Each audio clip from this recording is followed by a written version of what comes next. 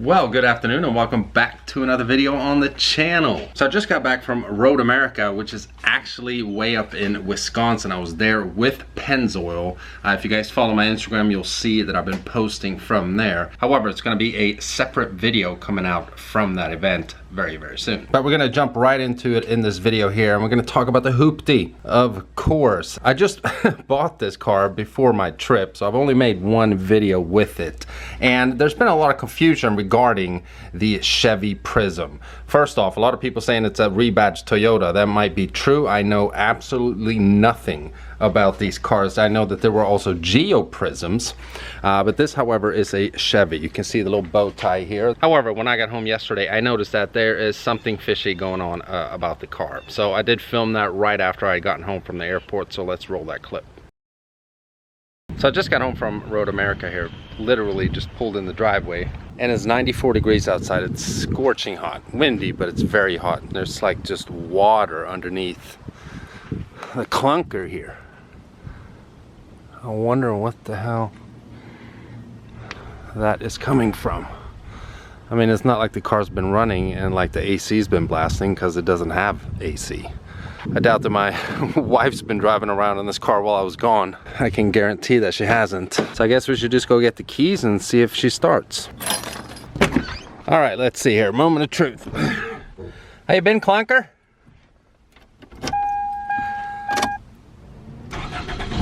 Oh, victory. Making some weird noises, but that's okay. Oh man, this thing's bulletproof. Been sitting for a few days and it starts up just fine. All right, so it's the next morning, and this puddle is right here. I'm currently washing the Benz here, so there's going to be a lot of soap all over the driveway. But yeah, that is definitely an oil that's been leaking out of the hooptie here. So as soon as I'm done washing the Benz, I guarantee you that that puddle is still going to be there, because it's an oil, and I think I know what it is. And by the way, when I wash the car, I like to get all the other vehicles out of the way, so I have, you know, more space to walk around with the power washer and so on. So that's why I have the trucks parked out there. I have the hooptie parked on the lawn.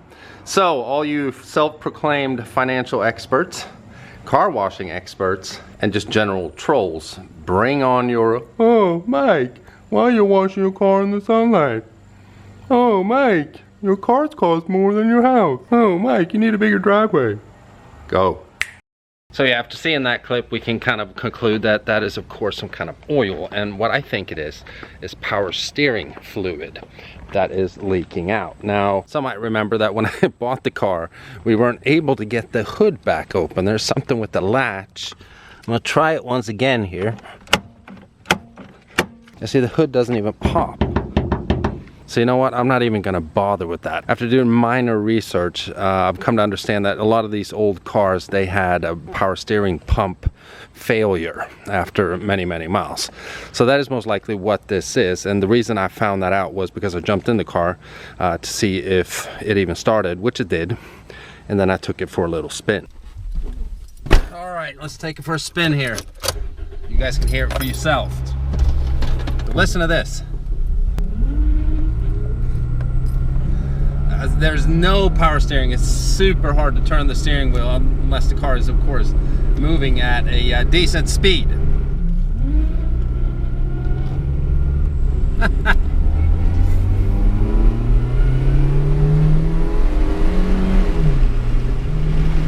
Oh wow! Oh! We hit 65 miles an hour and the whole everything just started shaking. Damn. But anyhow, so what's the new thing that's wrong with the hooptie is the power steering. So it doesn't really matter when you're driving at normal speeds, like I said, but when you're at slow speeds, it's really hard turning the steering wheel. So after owning this car for a few days now, was it a mistake buying it? Because it broke on the first day before I even took delivery. And then I drove it home, parked it in the driveway, and then now it's broken again. Broken. I mean, the power steering pump is bad. Not that the car's not drivable, but I think there were a lot of people that were confused of why did I go and buy this piece of junk.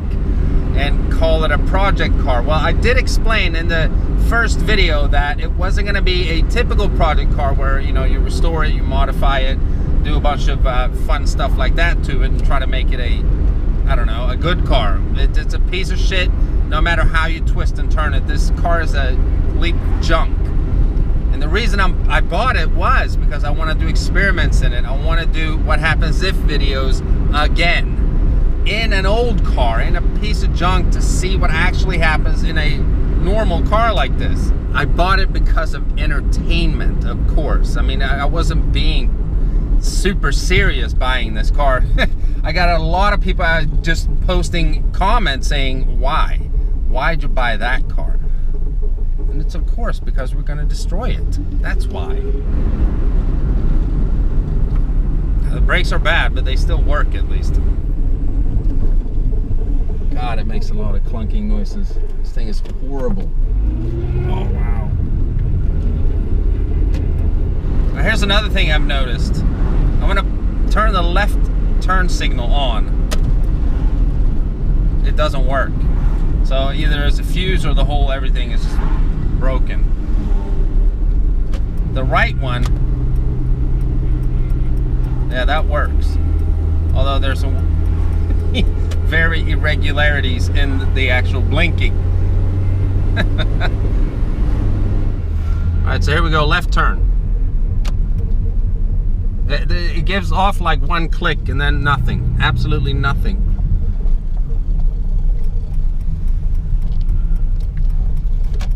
Oh, now it worked. So it takes a little time for it to work. Ah, that's heavy. Getting a freaking workout driving this car. Ah. And I'm sweating my ass off. So, right turn signal works, but there's no light. Wow, this car sucks. And it's so hot in here.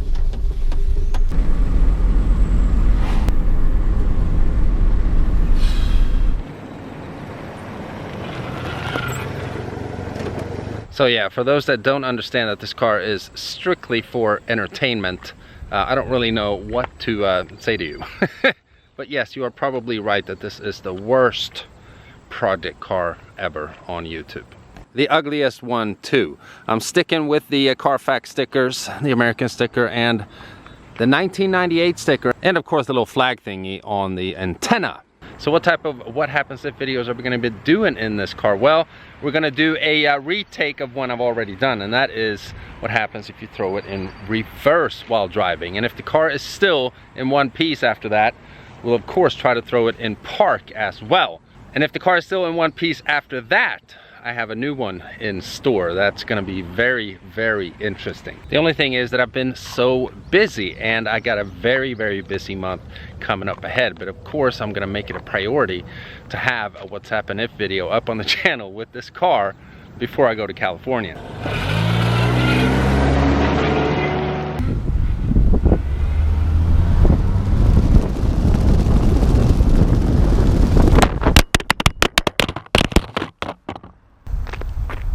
Now, for making YouTube videos for over 4 years, that's the first time I've ever lost a GoPro suction mount. But if you look at this roof, you might understand why it didn't really stay on the car.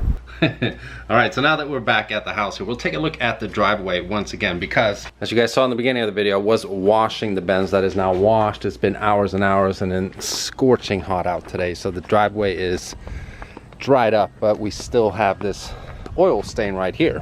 That doesn't look like typical oil or anything, but it is definitely the power steering fluid and the power steering pump that is bad. So it's just typical that that happened right after I had bought the car. Who knows if they had fixed that before or whatever, but you can tell that it's been leaking the whole time that I was gone, and it's not going away. So it's safe to say that this is not only the worst project car ever bought for a YouTube channel, although it's not a typical project car, although we'll be doing projects with it. Experimental project, that is.